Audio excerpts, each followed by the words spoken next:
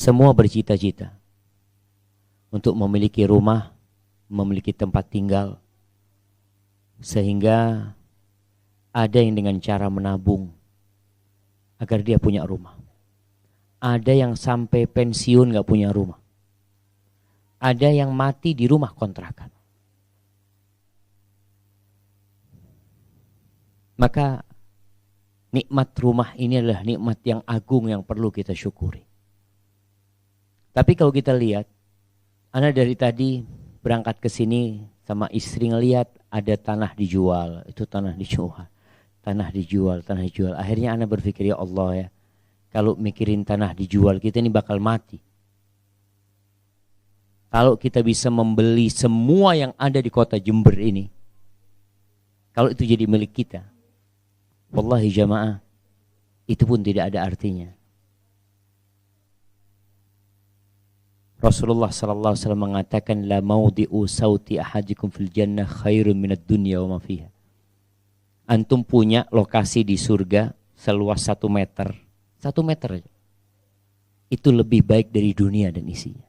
Lebih baik daripada antum jadi bupati Jember kemudian memiliki kota Jember semua. Tapi kenapa kita itu hanya fokus ingin memiliki rumah di dunia? Padahal rumah-rumah yang besar ditinggal oleh pemiliknya. Ada rumah besar yang ceritanya, oh ini pemiliknya sudah mati. Ini generasi kedua sekarang, ini generasi ketiga. Mereka akan meninggalkan. Nabi Sulaiman yang dikasih kerajaan oleh Allah, yang tidak pantas dimiliki oleh seorang pun di muka bumi. Bagaimana Ratu Bilqis ya, ketika masuk ke istana Nabi Sulaiman, itu bisa angkat bajunya. Karena dia pikir ubinnya itu adalah kolam, adalah air dia pikir. Tapi Nabi Sulaiman pun mati. Nggak ada Nabi Sulaiman. Di mana istana Nabi Sulaiman? Nggak ada. Orang mencari the King of Solomon ya, dia cari hartanya Nabi. Nggak ada. Mau dicari di mana? Udah selesai. Sekarang banyak orang datang ke Mesir. Ada yang pernah datang ke Mesir jemaah? Ada yang pernah nggak? Masya Allah. Benar pernah sampai Mesir? Masya Allah. Iya. Masya Allah. Benar Mas Anda? Oh belum, Masya Allah. Mungkin rumah makan Mesir ya. Mesir itu pernah ada raja yang sangat terkenal. Bahkan Allah menceritakan tentang raja tersebut dalam Al-Quranul Karim. Itu namanya Sungai Nil, itu jalan di bawah istana Fir'aun. Tapi pertanyaannya, orang sekarang kalau datang ke Mesir yang dia lihat apa? Piramid. Dia berpikir ini salah satu keajaiban dunia. Dia nggak berpikir mana yang membangun piramid ini. Kemana pembangun piramid itu? Nggak ada, kata dia. Piramid jadi kuburan. Mereka pergi semua. Allah menceritakan tentang kaum Tsamud. Kaumnya Nabi Saleh. Jadi bapak-bapak kalau berangkat ke Madinah itu ada sebuah kota namanya Madain Saleh. Atau dikenal sekarang kota Al-Ula. Disebutkan disitulah tempat Nabi Saleh berdakwah. Kemudian didustakan oleh kaumnya. Mereka itu memahat bukit-bukit untuk tempat tinggal mereka. Jadi tempatnya indah sekali. Rasulullah SAW pernah pulang dari perang Tabuk melewatin kampung itu. Lalu Nabi mengatakan kepada para segera kalian. Ini tempat yang diazab oleh Allah SWT. Kalian jangan masuk ke tempat itu illa bakin. Kecuali dalam kondisi nangis. Jadi bukan untuk bersenang-senang ya. Kalau sekarang orang mungkin selfie sana, selfie sini mengatakan, oh bagus banget. Engkau harus berpikir kemana yang membangun rumah itu. Mereka mati semuanya. Ditinggalkan kampungnya. Bukan rumahnya ditinggal, negerinya ditinggal sama mereka. Allah mengatakan kepada kita di surat Al-Fajr. Alam tara kaifa fa'ala rabbuka bi'ad. Irama dhatil imad. Allati lam yukhlaq mithluha fil bilad. وثمود الذين جابوا الصخر بالواد وفرعون ذي الأوتاد الذين طغوا في البلاد فأكثروا فيها الفساد فصب عليهم ربك سوط عذاب إن ربك لبالمرصاد. Kata Allah, apa kamu tidak melihat? Apa kamu belum melihat? Tentang apa? Tentang apa yang Allah lakukan kepada kaum Ad. Kaumnya Nabi Hud alaihissalam. Mereka tinggal di sebuah negeri yang dikenal Iram. Zatil Imad. Negeri 1000 tiang jemaah. Mereka punya tiang-tiang yang Allahu Akbar. Yang sekarang manusia nggak bisa bikin. Anda melihat satu tiang tingginya 10 meter. Di Turki. Anda ngelihat apa mungkin ini ya salah satu tiangnya kaum Ad. Terbuat dari satu batu jemaah. 10 meter satu batu dipahat sama mereka. Gimana pada masa itu ngangkatnya mereka? Allah sebutkan Iram Dhatil Imad.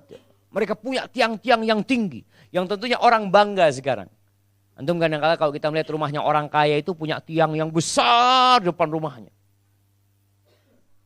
Kemana mereka kata? Apa yang Allah lakukan kepada mereka? Hancur lebur mereka. Rumahnya hancur, yang tersisa hanya puing-puing mereka. Kaumnya Nabi Saleh, kemana mereka? Fir'aun, yang memiliki bala tentara yang besar sekali. Yang mereka biasa menindas rakyatnya. Kemana mereka? Allah timpakan azab, selesai jemaah. Jadi kalau kita berpikir hanya memiliki rumah di dunia, dan itu yang banyak dipikirkan oleh kita. Yang sampai nyicil orang. Yang sampai kadang-kala mereka melakukan apa saja untuk punya rumah. Berpikir punya rumah di tempat yang aman. Allahu Akbar jemaah. Siapa yang tidak mau punya rumah, tetangganya itu, ya kalau bisa Kapolri tetangganya. Dijaga, diamankan semuanya. Rumah-rumah seperti ya perumahan yang ada di sini dijaga sama satpam. Orang kepingin keamanan. Bagaimana kalau antum punya rumah bertetanggaan sama Allah Jalla Jalaluhu? Pernahkah antum berdoa minta, ya Allah minta rumah ya Allah di sisimu? Istrinya Fir'aun, siapa namanya istrinya Fir'aun? Siapa? Bukan Aisyah. Asiyah binti Muzahim. Aisyah istrinya Nabi Muhammad SAW. Jadi Asiyah binti Muzahim. Ketika ketahuan dia beriman dengan Allah dan mengikuti Nabi Musa alaihissalam, dia hidup di istana Fir'aun. Tapi dia siap meninggalkan istana Fir'aun. Dia siap meninggalkan segala kenyamanan demi Allah Jalla Jalaluhu. Dia disiksa. Bagaimana istrinya Fir'aun ini dipaksa untuk keluar dari agama Allah. Dipanggil itu panglima perangnya Fir'aun. Kau siksa dia sampai dia keluar dari agama Islam. Itu diceritakan oleh para sejarawan bahwasanya istrinya Fir'aun ini diikat kaki dan tangannya di tanah. Kemudian dipecut, didera sampai mati. Ketika itu istrinya Fir'aun berdoa. Apa doanya? Rabbibnili indaka baitan fil jannah. Allah memberikan dua permisalan jamaah dalam Al-Quranul Karim. Di surah At-Tahrim ya. وَضَرَبَ اللَّهُ مَثَلًا لِلَّذِينَ آمَنُوا امْرَأَةَ فِرْعَوْنَ. Istrinya Fir'aun. إِذْ قَالَتْ, ketika istrinya Fir'aun berkata, berdoa, Rabbibnili indaka ya Allah. Rabbibnili indaka baitan fil jannah. وَنَجِّنِي مِنْ فِرْعَوْنَ وَعَمَلِهِ وَنَجِّنِي مِنَ الْقَوْمِ الظَّالِمِينَ. Ya Allah, bangunkan buat aku di sisimu rumah di surga. Dia minta di sisi Allah rumah di surga. وَنَجِّنِي مِنْ فِرْعَوْنَ وَعَمَلِهِ, dan selamatkan aku dari Fir'aun ya Allah. Dan kerjaan dia. Dan selamatkan aku dari orang-orang yang zalim. Pertanyaannya, pernahkah kita dalam hidup membaca doanya istrinya Fir'aun? Sebagai pertanda antum memang ingin punya rumah di surga. Atau yang ada dalam benak kita itu selalu ingin punya rumah. Oh, ada rumah murah di sana dijual. Oh, ada lokasi yang bagus di sana, kita ingin beli. Kita sampaikan kepada anak, nak kalau mau beli rumah di sana nak, ini itu macam-macam. Kapan kita menanamkan diri anak kita, nak engkau nggak punya rumah di dunia nggak apa-apa nak. Yang punya rumah mati meninggalkan rumahnya. Pasti. Tapi paling enggak engkau punya rumah di surga Allah Subhanahu wa taala. Pernah Sulaiman Ibnu Abdul Malik, khalifah, itu datang ke kota Madinah. Dia bertanya, adakah di kota Madinah ini yang masih pernah berjumpa dengan sahabat Nabi? Oh ada, kata dia. Dipanggillah Abu Hazim. Dipanggil. Kemudian Sulaiman minta nasihat kepada Abu Hazim. Dia mengatakan, ya Abu Hazim, malana nakrahul maut. Kenapa kita kok benci sama kematian? Kenapa? Orang tuh takut sama kematian. Kata Abu Hazim, amartumud dunya wa kharrabtumul akhirah. Fakarihtum an takhruju minal umran ilal kharab. Kalian ini memakmurkan dunia kalian. Kalian bangun dunia kalian. Sedangkan akhirat kalian tinggalkan, gak pernah kalian pikirkan. Kalian gak pernah bangun akhirat kalian. Oleh karena itu kalian benci untuk meninggalkan rumah yang bagus menuju rumah yang buruk. Ya gak maulah. Tapi kalau akhirat kalian makmurkan, kalian bangun di sana, rumah, istana, ada vilanya, ada kebunnya. Orang tuh siap mati. Berapa banyak orang kok siap mau kemana? Anak mau ke Batu. Kenapa? Ada apa di Batu? Oh, anak punya villa di sana. Anak punya kolam renang di sana. Anak punya kebun anggur di sana. Anak punya kebun apel di sana. Anak punya. Sehingga dia kepingin di sana. Tapi yang terjadi berbeda dengan kita. Kita ini akhirat kita nggak peduli.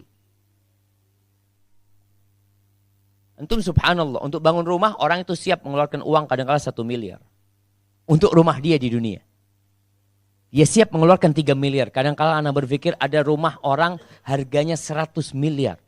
Ada yang 200 miliar. Siap dia. Bahkan anak baca ada satu orang kaya yang harga rumahnya itu diperkirakan 21 triliun. Anak mikir, ya Allah.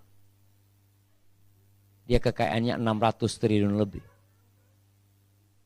Orang berpikir, dunia dia siap mengeluarkan. Tapi siapkah antum mengeluarkan duit sebesar atau seharga rumah antum untuk bikin rumah di surga? Pokoknya anak bikin rumah, antum bikin rumah berapa? Anak 2 miliar Ustaz. Taib, 2 miliar sumbangkan buat bikin rumah di surga. Siap, mikir jamaah. Aduh, terlalu banyak Ustaz, 2 miliar. 100 juta aja sudah kepikiran dia jamaah. Mungkin dia mau nyumbang 100 juta, itu sholat istikharah dulu. Musyawarah sama istrinya, ya apa ini mau nyumbang 100 juta ya Allah. Rumahmu 2 miliar, engkau gak mikir. Untuk sesuatu yang abadi, Allahu Akbar jemaah. Maka sekarang kita perlu berpikir bagaimana punya rumah di surga yang lebih murah daripada rumah di dunia jemaah. Wallahi rumah di surga itu lebih murah daripada antum punya rumah di dunia. Tapi kita gak kepikiran. Kita cari yang mahal di dunia, kemudian kita tinggalkan. Ada beberapa amalan jemaah yang diajarkan oleh Nabi SAW agar kita bisa punya rumah di surga. Tentunya buat orang-orang yang memang ingin. Mudah-mudahan kajian kita malam ini memotivasi kita untuk punya rumah di surga yang la sakhab, nggak ada keributan di sana. Kita nggak pernah takut sama tetangga kita. Rumah itu ada salah satu rumah miliknya Khadijah. Khadijah ini berkorban segalanya buat Nabi SAW. Istri Nabi. Dia yang kaya raya, pernah ikut Nabi di boikot alaihissalam sampai makan daun-daunan alaihissalam. Suatu hari Khadijah ini datang. Rasulullah SAW sedang berbincang sama Jibril alaihissalam. Beliau mengatakan, ya Muhammad hadhihi Khadijah. Waalaikumsalam warahmatullahi. Silakan masuk ke dalam, Pak. Nah. Kata Jibril, hadhihi Khadijah. Ini Khadijah lagi datang nih. Ma'aha ta'am au idam. Khadijah lagi bawa makanan atau minuman buat engkau. Fa idza hiya atatka, kalau dia sampai kepadamu, fa aqri'ha min rabbihas salam. Sampaikan kepada Khadijah, Rabbnya Allah yang menciptakan Khadijah itu kirim salam sama Khadijah. Antum bisa bayangkan keutamaan Khadijah radhiyallahu ta'ala anha. Allah kirim salam sama Khadijah. Wa minni, dan aku juga kirim salam. Wa basyirha bi baitin fil jannah min qasabin. La sakhaba fiha wala nasab. Kabarkan kepada dia Allah sudah membangunkan buat dia rumah di surga yang terbuat dari satu mutiara. Dari satu mutiara.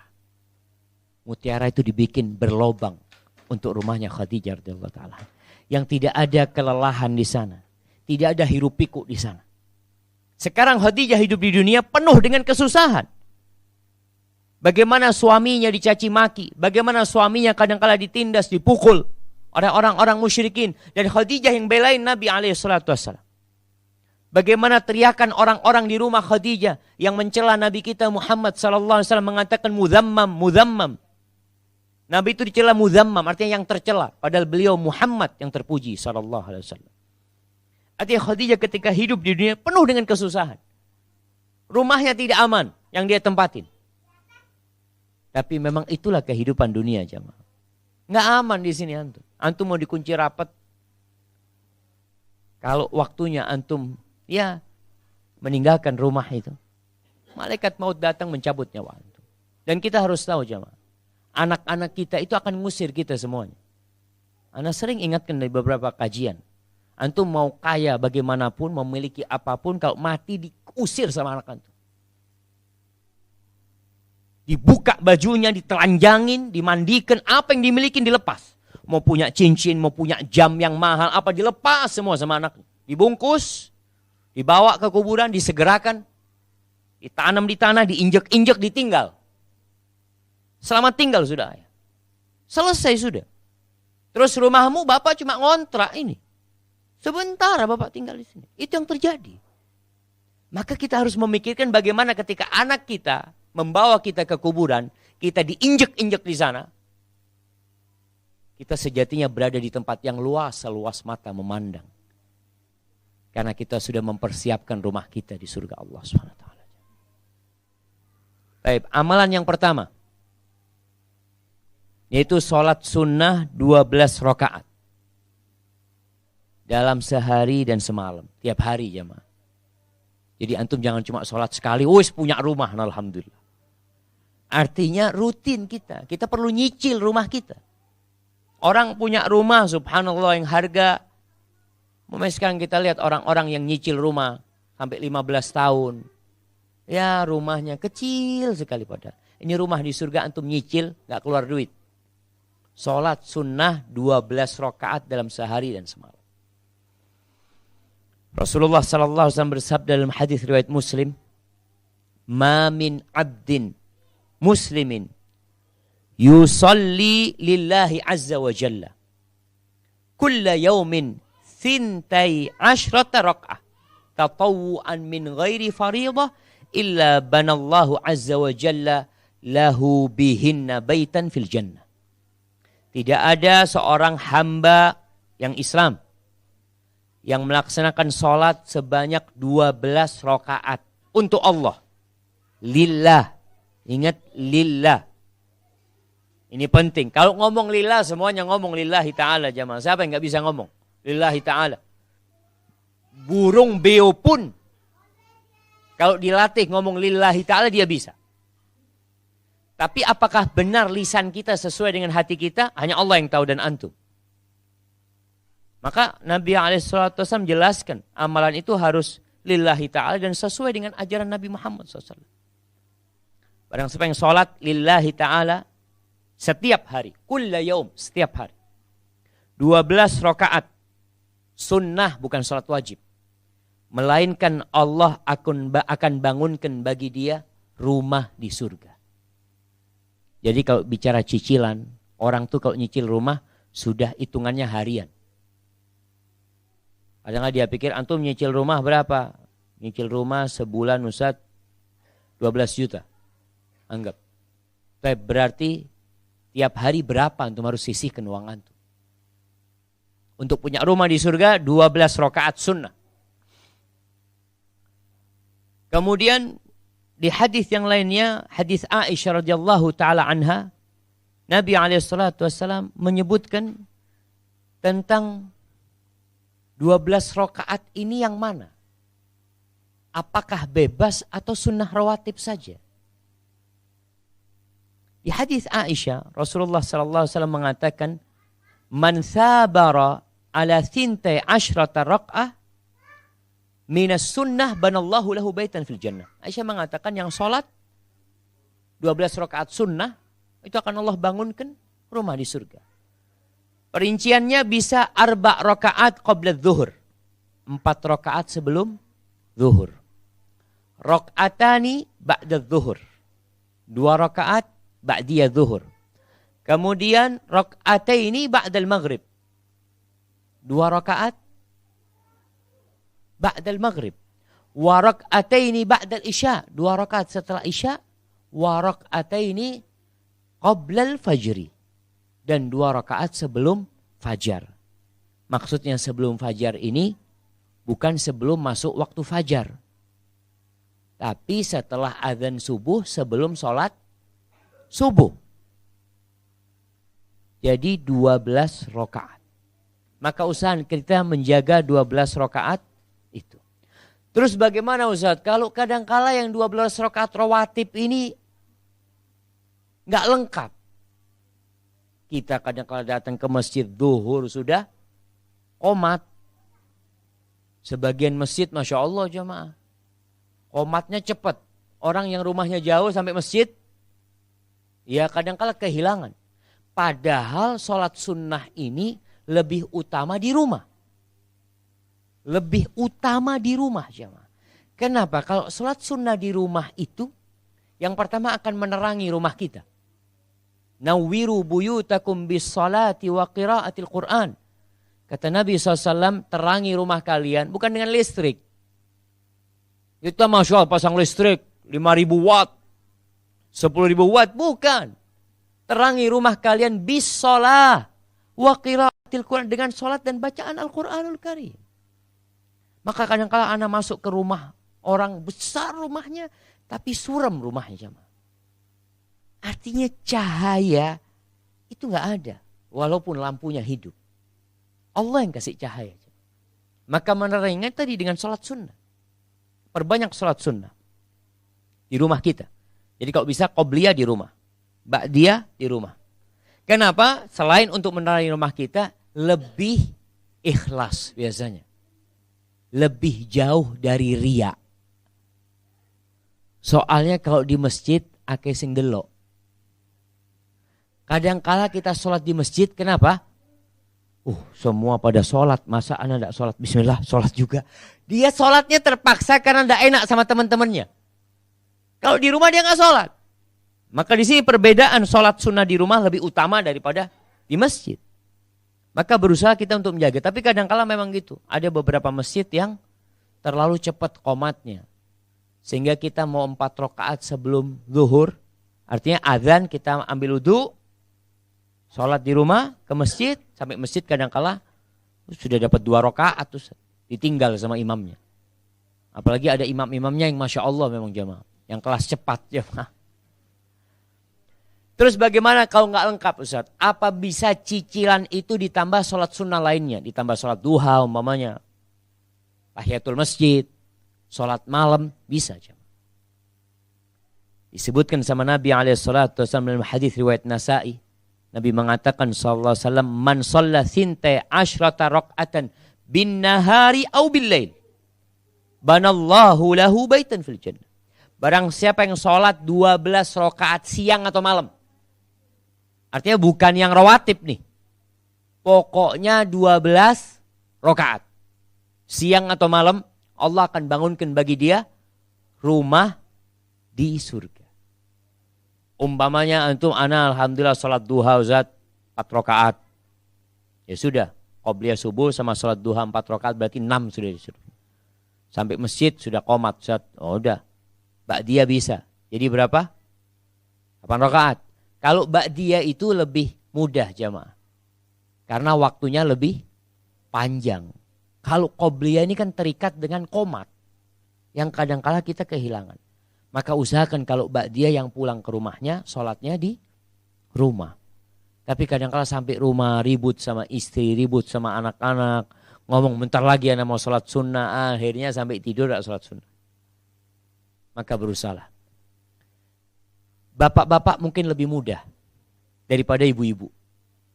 Ibu-ibu ini yang sholat wajibnya kadang-kala keteteran. Gara-gara ngurusin anaknya. Bapaknya mau sholat sunnah. Anaknya nangis. Allahu Akbar. Dia gak urusan. Tapi ibu ini mau sholat wajib nunggu anaknya tidur kadang-kala jamaah. Nunggu ini, nunggu itu. Tapi tetap berusaha. Ketika lihat anaknya tidur, sholat. Manfaatkan waktu itu. Jangan ngelihat anaknya tidur, nyapu. Akhirnya selesai nyapu, anaknya bangun, sholatnya telat lagi. Maka berusaha untuk mementingkan sholat daripada yang lainnya. Dan alhamdulillah di beberapa perusahaan itu jamaah, Anda melihat ada tulisan yang mengatakan, utamakan sholat dan keselamatan.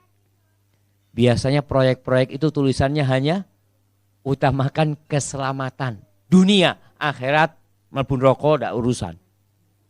Karena keselamatan itu di dunia. Padahal keselamatan akhirat sholat. Sholat, nggak ada gunanya orang hidup kalau nggak sholat. Jadi yang pertama sholat sunnah 12 rakaat. Lillahi ta'ala, ingat. Yang kedua, membangun masjid. Ini kesempatan buat orang-orang yang berduit. Jadi kalau dia bisa punya rumah di surga lewat masjid, walaupun rumahnya ngontrak, boleh nggak Ustaz? Anak ngontrak rumah tapi anak menyelesaikan pembangunan masjid. Nggak apa-apa. Antum selesaikan dulu rumah antum di surga. Tapi kebanyakan kita nggak jemaah. Rumahnya udah jadi, masjid belum jadi. Ya ini pelajaran buat kita lah jemaah. Teguran buat kita. Supaya kita kalau ngelihat masjid yang memang perlu bantuan, segera keluarkan duit kita. Umpamanya kita ingin anak kepingin ganti keramiknya masjid dulu. Setelah keramiknya masjid ganti, antum ganti keramik di rumah. Artinya keramik rumah antum di surga itu antum ganti juga. Subhanallah. Baik, membangun masjid ini Rasulullah SAW menyebutkan dalam hadis riwayat Bukhari dan Muslim, man bana lillah masjidan banallahu lahu baitan fil jannah. Nabi SAW mengatakan barang siapa yang membangunkan untuk Allah, lagi-lagi lillah, salat lillah, bangun masjid lillah, maka Allah akan bangunkan bagi dia rumah di surga dengan catatan lillahi ta'ala.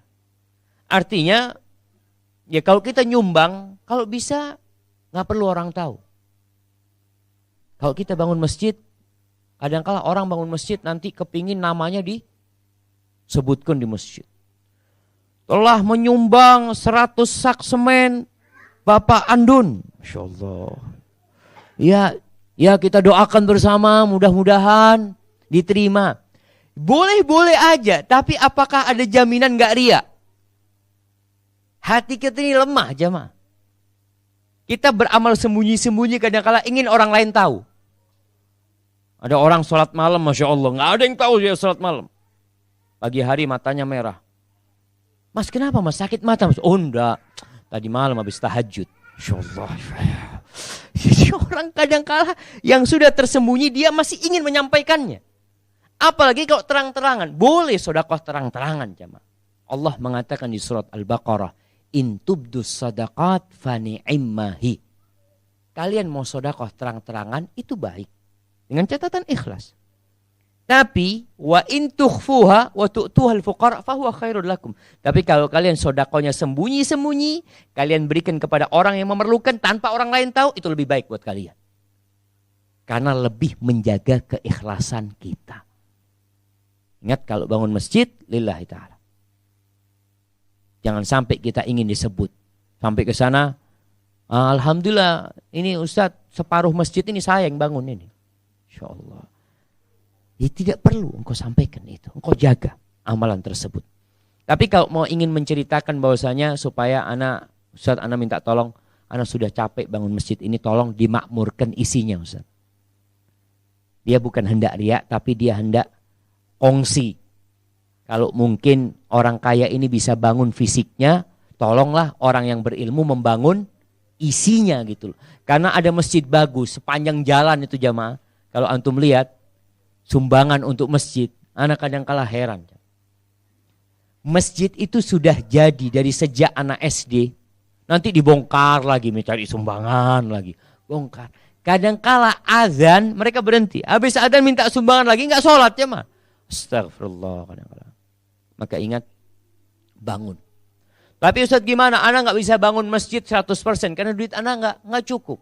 Boleh nggak mamanya? Ya 1 sak semen lah untuk masjid. Mungkinkah Allah membangunkan rumah di surga? Mungkin. Dalam hadis yang lainnya yang diriwayatkan oleh Imam Ibnu Majah, Rasulullah sallallahu alaihi wasallam mengatakan, "Man bana lillahi masjidan walau kamafhasi qata banallahu au asghar banallahu lahu baitan fil jannah." Barang siapa yang membangunkan rumah untuk Allah, masjid dia bangun buat Allah Subhanahu wa taala. Walaupun besarnya itu seperti tempat bertelurnya burung dara pasir. Antum cari burung dara pasir itu yang tul-tul biasanya. Itu walaupun sebesar itu, mungkin sebesar tangan anak gini. Tempat bertelurnya itu. Itu Allah akan bangunkan. Atau lebih kecil dari itu kata Nabi SAW. Allah akan bangunkan bagi dia rumah di surga. Artinya peluang untuk punya rumah di surga dengan membangun masjid itu untuk semua orang. Bukan hanya orang kaya. Tapi tentunya orang kaya beda lah jemaah. Orang kaya masa nyumbang cuma 2.000. Kadangkala orang miskin nyumbang 1 sak semen, orang kaya sama 1 sak semen. Bedalah antum. Allah tuh menghitung nanti, ada yaumal hisab. Ada orang yang gak mampu, dia cuma ngomong ke takmir masjid, "Afwan, saya cuma bisa nyumbang 1 sak semen, tolong diterima." Atau kadangkala dia nggak mampu, Ustaz, Anda nggak punya uang, Ustaz, tapi Anda punya tenaga. Antum silahkan datang ke masjid. Ketika orang lagi nggarap bangunan masjid, "Afwan, Anda ikut bangun ya, nggak usah digaji. Anda jadi kulinya, nggak apa-apa. Anda yang nyampur semennya, nggak apa-apa." Ada perhitungannya, cuma. Maka jangan meremehkan hal ini. Jadi antum lihat masjid ini, Anda kalau masuk masjid melihat karpetnya kadangkala jelek, cuma. Antum lihat kadangkala orang jidatnya hitam. Itu bukan karena sering sujud. Tapi karena karpetnya panas di masjid jamaah. Dia ada yang sensitif jamaah. Memang keningnya itu sensitif. Jadi bukan karena dia mau ria. Enggak Ustaz. Anak sudah tahan-tahan. Cuma karpetnya. Ya Allah. Maka usahakan antum kalau ngelihat karpetnya masjid kasar. Belikan yang bagus. Antum lihat di Mekah Medina. Itu imam masjid jarang yang jidatnya hitam. Kenapa? Karena karpetnya empuk jamaah. Jadi kalau sujud itu masuk ke dalam jamaah. Ya Allah nggak kepingin berdiri itu jamaah. Karena bagusnya karpetnya. Jadi kalau bisa kita, ya sudah. Antum melihat masjid perlu karpet, antum belikan yang bagus. Karena biasanya masjid ya membeli sesuai dengan kas yang ada. Beberapa masjid akhirnya dikasih kain putih, antum lihat. Di depannya supaya lebih empuk lah, supaya nggak panas seperti itu. Maka ingat, bangunlah masjid sebelum membangun rumahmu. Ya nggak bisa seluruh masjid antum bangun sebagiannya. Antum bangun ya tadi antum bisa sumbang keramiknya. Kalau masjid umpamanya punya 10 tiang, ana 1 tiangnya yang garap umpamanya. Semoga dengan itu kita punya rumah di surga, tapi sesuai dengan kemampuan kita. Rasulullah sallallahu alaihi wasallam jamaah ketika bangun Masjid Nabawi itu Rasulullah SAW tidak mau gratis. Beliau mau bayar. Saminuni, ana mau bayar berapa harga? Kenapa beliau mau bayar? Soalnya kalau wakaf dari orang yang dapat pahala siapa? Yang wakaf kan? Tapi kalau kita yang wakaf tanahnya punya kita, bagaimana pahala Rasulullah SAW sampai hari ini? Orang sholat di Masjid Nabawi, Nabi yang beli. Sallallahu ala nabiyina wasallam. Maka berusaha untuk berlomba-lomba mendapatkan pahala. Jangan mau yang paling sedikit. Tapi maulah yang paling banyak. Di masjid. Kita lihat masjid kita. Tadi kita sholat. Banyak orang itu meremehkan soft pertama. Datang duluan tapi nggak ke soft pertama. Padahal yang paling mulia itu soft mana? Soft pertama. Di belakang nyari tiang, duduk. Akhirnya orang yang datang terlambat dapat soft pertama. Antum termasuk zuhud. Ya, anak alhamdulillah Ustaz, anak tidak terlalu tamak lah Ustaz. Nggak boleh rakus pahala Ustaz. Biarlah orang-orang yang dapat pahala gitu kan. Kita urusan akhirat nyuruh orang lain berlomba-lomba. Tapi urusan dunia kita di sop pertama.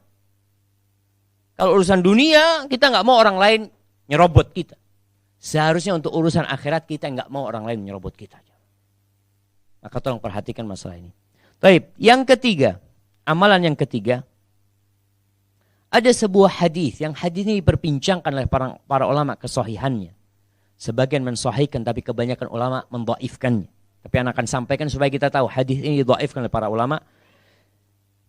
Yaitu hadis yang diriwayatkan Imam Ahmad bahwa Rasulullah sallallahu alaihi wasallam bersabda, "Man qara'a qul huwallahu ahad 10 marratin banallahu lahu baitan fil jannah." Barang siapa yang membaca surat Al-Ikhlas, baca qul huwallahu ahad 10 kali, maka Allah akan bangunkan bagi dia rumah di surga. Baca 10 kali. Ringan kan jamaah? Tapi hadis ini tadi diperselisihkan oleh para ulama, kebanyakan ulama mendhaifkan hadis ini. Baik, amalan yang keempat. Ini subhanallah, ini rumah khusus, amalan yang keempat. Yaitu bersabar plus bersyukur. Bersabar plus memuji Allah ketika ditinggal mati anak.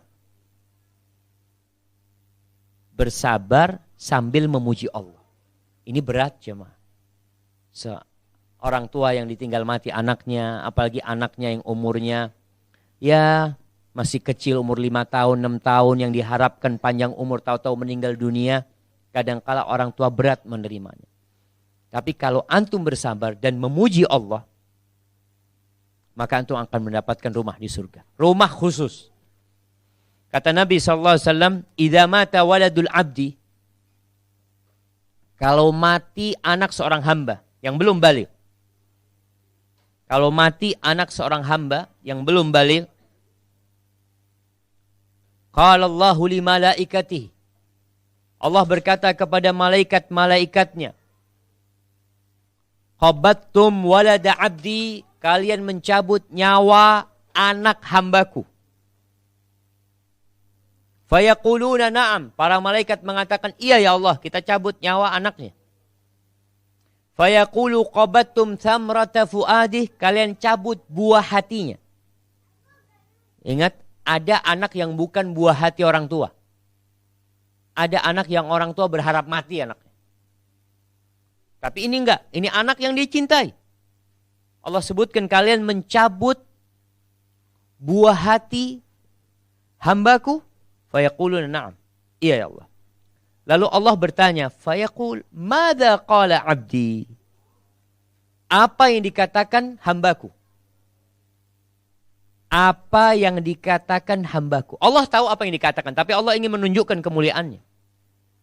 Apa kata malaikatnya? Fayaquluna hamidaka wastarja. Hambamu itu ya Allah memujimu. Mati anaknya dia memuji Allah, mengatakan alhamdulillah.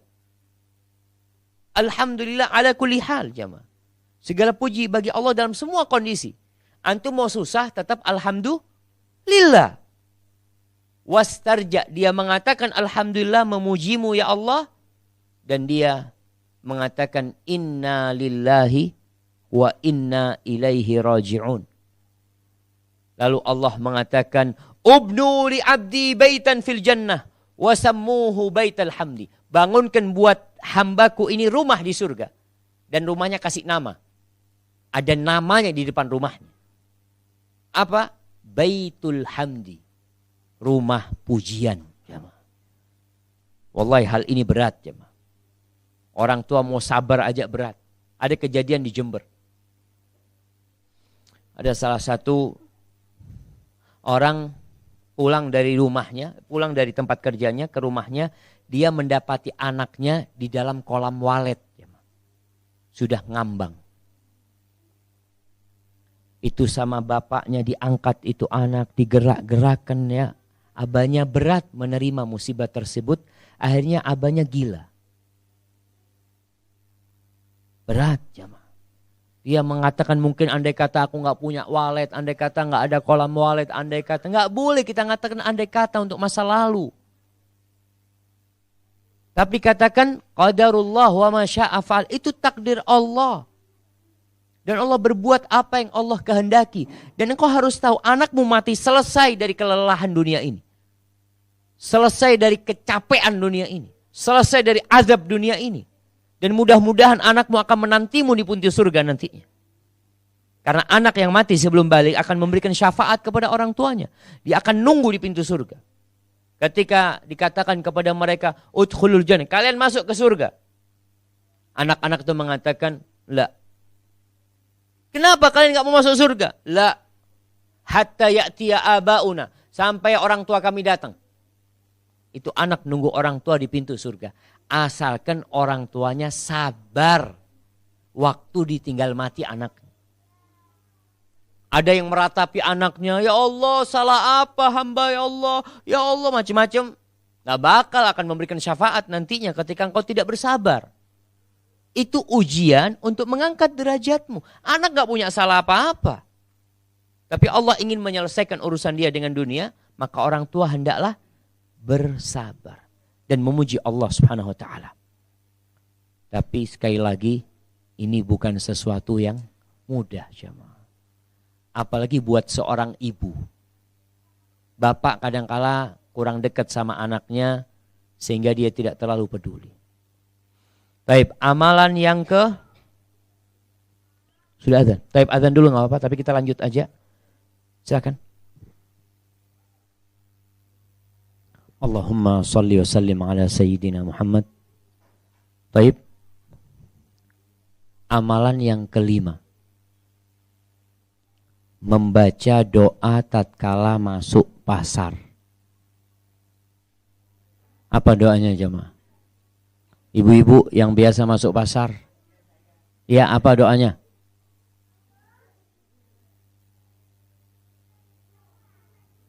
Apa doanya? Lihat baca bismillah doang jemaah. Ingat tempat yang paling dicintai Allah itu masjid. Tempat yang paling dibenci Allah itu pasar. Abghadul biqa ilallahi aswaquha. Yang paling dibenci Allah itu pasar. Kenapa? Karena di pasar ini tempatnya setan pasang benderanya di sana. Segala kecurangan, segala kemaksiatan, penipuan, riba. Nah, kita sholatnya diakhirkan aja. Diakhirkan aja. Sholat isya itu lebih utama diakhirkan. Iya, jamaah, ya berkaitan dengan karena kita akan sholat di sini. Rasulullah SAW itu ingin mengakhirkan sholat isya sampai tengah malam. Kenapa?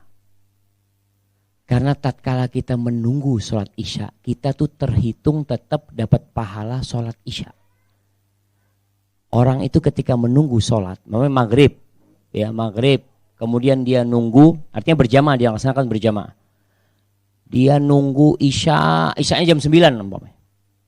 Itu dari ba'dal maghrib sampai isya, ketika dia nunggu sholat, maka dia dapat pahala sholat sampai sholat itu dilaksanakan. Sehingga pernah Nabi SAW itu mengatakan, laula an asyuqqa ala ummati la akhartul isya ila nisfil lail. Kata Nabi SAW, andai kata aku tidak takut memberatkan umatku, aku akan akhirkan sholat isya sampai tengah malam. Jadi pernah di Masjid Nabawi itu jamaah, kondisinya sahabat pada tidur semua. Sampai ceritanya Anas bin Malik, hatta sami'na ghatitqa ahadihim. Sampai kita dengar sebagian itu ngorok dalam kondisi duduk itu jamaah. Tapi Nabi takut memberatkan umatnya. Artinya kalau sampai sholat isyaknya diakhirkan, orang mungkin kecapean, ya ini itu. Tapi insya Allah kita tidak lama-lama mengakhirkannya jamaah, nggak sampai tengah malam lah jamaah. Paling nggak sampai jam 10 lah kita jamaah. Tapi enggak, bentar lagi jamaah kita akan akhirkan tadi keutamaannya. Pertama, memang beberapa tempat di masjid itu kadangkala mereka mengatakan, Ustadz kita sholatnya tepat waktu. Ya nggak apa-apa kalau memang maunya tepat waktu. Tapi ada sholat-sholat tertentu yang diutamakan untuk diakhirkan. Sholat isya dan sholat duhur. Kalau panasnya terik. Jadi pernah Nabi SAW, Bilal mau adzan, kata Nabi SAW, la Bilal tunggu dulu. Mau adzan tunggu dulu, kata Nabi SAW. Sudah selesai, matahari sudah tergelincir. Tunggu dulu, kata Nabi. Abridu ya Bilal, dinginkan dulu. Orang ini kalau panas susah mau berangkat. Jadi, maka kadangkala mengakhirkan di beberapa kondisi diperbolehkan bahkan menjadi lebih utama daripada di awal waktunya jamaah. Itu mungkin sebagai informasi sehingga mudah-mudahan kita tambah wawasan. Baik, doa masuk pasar jamaah. Tempat yang paling dibenci Allah adalah pasar. Sebagian di antara kita sampai umur 50 tahun, 60 tahun nggak pernah baca doa masuk pasar. Padahal kerjoni di pasar. Mungkin kita nggak peduli. Yang penting baca bismillah lah.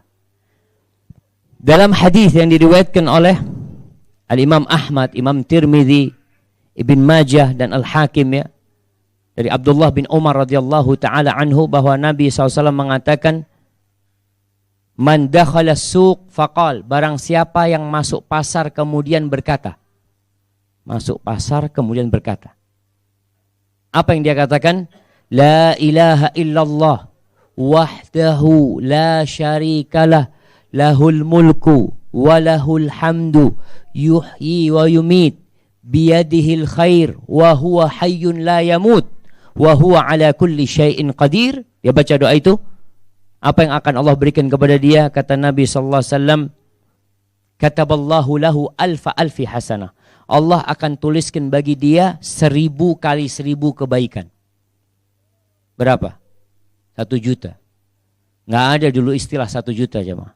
Yang ada 1000 kali 1000. Kemudian wa maha anhu alfi sayyi'ah. Allah akan menghapuskan bagi dia 1000 kali 1000 dosa. Baca doa itu. Kemudian wa rafa'alahu alfi darajah. Allah akan angkat derajatnya 1000 kali 1000 derajatnya. Allah akan tinggikan derajat dia. Wa banallahu lahu baitan fil jannah, dan Allah akan bangunkan bagi dia rumah di surga. Hadis ini disahihkan oleh banyak ulama. Tadi ana sebutkan Syekh Albani mensahihkannya, tapi sebagian ulama mendhaifkan hadis ini. Tapi hadis ini dalam fadailul a'mal yang banyak ulama bermudah-mudahan ketika bicara tentang fadailul amal. Amalkan jamaah. Dan kebanyakan orang lupa baca doa ini kalau masuk pasar. Karena yang dia pikir mau beli ini, mau beli itu, macam-macam. Sehingga banyak orang masuk pasar, keluar, bawa barang yang tidak dia butuhkan sebenarnya. Karena fitnah mata. Sebagian orang masuk pasar, mau lihat-lihat jamaah. Tempat yang paling dibenci Allah kita datangin hanya untuk lihat-lihat. Banyak kemaksiatan di sana. Seharusnya engkau mengingkari kemungkaran yang ada di sana. Tapi malah datang mau lihat-lihat. Kadang-kala orang sekarang, ayo jalan-jalan ke mall. Mall ini tempat yang dibenci Allah. Jangan jalan-jalan. Mau masuk itu mikir, aku ada yang mau dibeli nggak? Nggak ada, jangan masuk. Seharusnya kita lebih sering ke rumah Allah daripada ke pasar. Masya Allah. Ibu-ibu. Tapi bagi ibu-ibu, kalau bisa belanja itu di depan rumahnya. Melico, anak sering ngomong sama istri anak, nggak perlu ke pasar. Beto piro sih? Beda berapa? Ustaz, kadang-kadang dia ngomong sama anak, bang, kalau di pasar itu ini di Belico harganya 10.000, di pasar 5.000. Nggak apa-apa, tapi nggak masuk pasar, anak ngomong. Kasihkan ke Belico itu sudah. Kenapa? Tempat yang paling dibenci Allah. Kalau harus ke pasar, fadol. Sekarang orangnya jualan datang ke rumah. Kenapa kita harus ke pasar? Tapi memang ibu-ibu ini suka nawar jemaah. Lindak nawar itu ndak enak jemaah. Subhanallah. Ayo plaza, pasar modern, jemaah. Sama-sama pasar. Sama-sama tempat yang dibenci Allah Subhanahu wa taala. Cuma modelnya berbeda jemaah. Jadi jangan dipikir, enggak Ustaz, anak enggak pernah ke pasar Ustaz. Anak ke plaza, ke mall, tapi pasar enggak pernah, itu sama pasar juga jemaah. supermarket sama. Artinya usahakanlah kalau memang harus masuk ke pasar belanja, ada sesuatu yang ingin dibeli kemudian keluar dan baca doa ketika masuk pasar. Yang keenam, meninggalkan kebiasaan berdusta walaupun bergurau. Kita ini sering bergurau berdusta. Banyak orang melawak berdusta. Humor berdusta. Diancam neraka sama Nabi SAW. Wailun liman yuhaddithun nas fayakdzib liyudhika bihil qaum. Celaka, neraka wail nih. Ada lembah di neraka namanya wail. Buat orang yang berbicara sama orang untuk membuat mereka tertawa tapi berdusta. Maka celaka buat dia. Maka hati-hati dengan acara lawak-lawak yang berdusta. Ada lawak yang gak berdusta. Ada orang bergurau gak berdusta. Nabi SAW bergurau tapi gak pernah berdusta. Ini perlu kita perhatikan. Dan ada kemuliaannya. Kata Nabi SAW, Ana za'imun bi baitin fi wasatil jannah.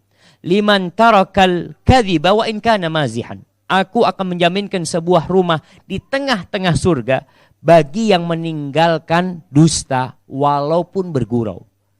Artinya orang ini gak pernah berdusta. Dalam bergurau pun gak pernah berdusta. Maka jaga. Dan kita dalam urusan bergurau, jangan sering-sering bergurau. Karena kadang-kala pergurauan itu menyebabkan pertemanan itu putus. Sahabat gara-gara gurau saling gak bertegur sapa. Baik, yang ketujuh. Meninggalkan perdebatan walaupun pendapatnya benar. Jadi kita itu meninggalkan debat bukan harus kalah jemaah. Apalagi suami istri kadang kalah jadi kacau rumah tangganya gara-gara debat. Masalah rawon. Sama suami ngobrol kata dia, enakan rawon yang di sana. Oh enggak, enakan rawon yang di sana. Ribut urusan rawon akhirnya enggak bertegur sapa suami istri. Padahal seorang istri suaminya ngomong enakan rawon sana, iya bener enakan di sana. Padahal tahu enggak enak di sana. Tapi katakan enggak apa-apa. Rasulullah SAW mengatakan, Ana za'imun bi baitin fi robadil jannah liman taraka al-mira'a wa in kana muhiqqan. Aku menjaminkan sebuah rumah di pelataran surga bagi yang meninggalkan perdebatan walaupun merasa benar. Jadi anak sama orang tua kadang-kadang ngelihat sudah mulai panas ya. Dia mungkin diskusi panas, tinggalkan sudah. Iya, minta maaf ayah. Walaupun dia benar. Karena ada kondisi-kondisi tertentu kita mengalah agar masalahnya selesai. Baik, itu yang ke-7. Yang ke-8, menutup celah di antara soft sholat. Ingat, yang menyebabkan umat Islam bertikai terus, ribut terus jemaah. Salah satu yang menyebabkan perpecahan itu, sholat di masjid gak rapat softnya. Itu Nabi SAW pernah mengatakan, La tusawwunna sufufakum.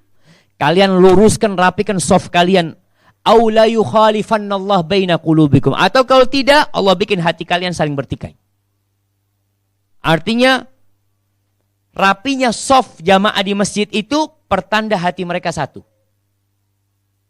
Tapi kalau satu maju ke depan, satu ke belakang, satu nggak mau rapat, karena sebagian orang berpikiran, ada ustadz ceramah di Bondowoso, khutbah Jumat jemaah.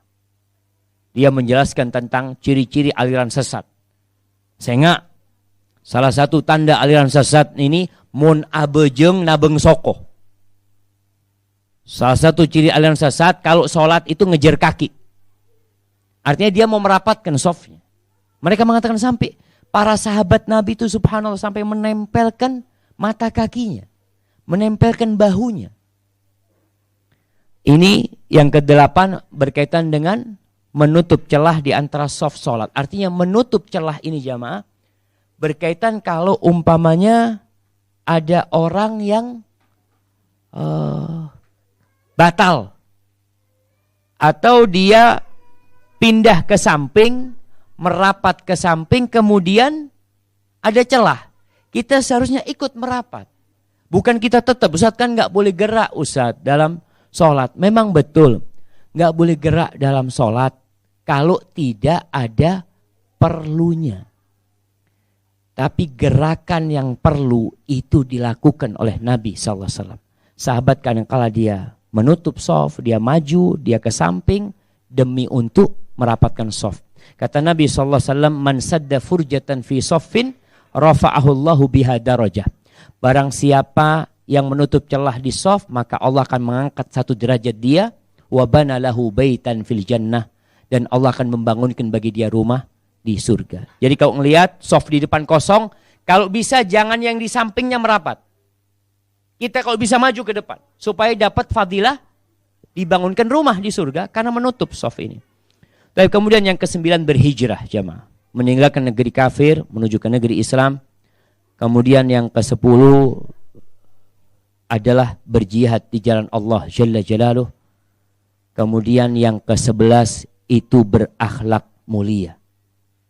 Akhlak mulia ini berperilaku yang baik. Kata Nabi SAW, ana zaimun bi baitin fi a'lal jannah. Aku menjaminkan sebuah rumah di surga yang paling tinggi. Bersama Nabi Muhammad SAW. Buat siapa? Liman hasuna khuluquhu. Buat yang akhlaknya baik. Bukan buat yang sholatnya banyak. Bukan buat yang puasanya banyak. Bukan buat yang sodakohnya banyak. Tapi yang akhlaknya baik. Maka jangan meremehkan akhlak. Di antara akhlak yang mulia ini adalah menebarkan salam. Kita itu jangan kadang kala ketemu tukang sampah, ucapkan salam. Yang naik kendaraan mengucapkan salam kepada yang berjalan kaki. Yang muda mengucapkan kepada yang tua. Yang berjalan mengucapkan kepada yang duduk. Kemudian yang kecil, yang sedikit mengucapkan salam kepada yang banyak. Jaga akhlak-akhlak yang mulia ini dan jangan meremehkan akhlak yang mulia. Karena ada orang masuk neraka. Seorang wanita yang ahli sholat. Seorang wanita yang ahli puasa. Seorang wanita yang ahli sodakoh. Masuk neraka gara-gara pedes ngomongan. Suka nyakitin tetangganya.